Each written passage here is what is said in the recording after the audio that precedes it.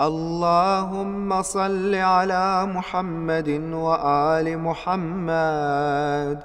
اللهم نبهني فيه لبركات أسحاره، ونور فيه قلبي بضياء أنواره، وخذ بكل أعضائي إلى اتباع آثاره، بنورك يا منور قلوب العارفين.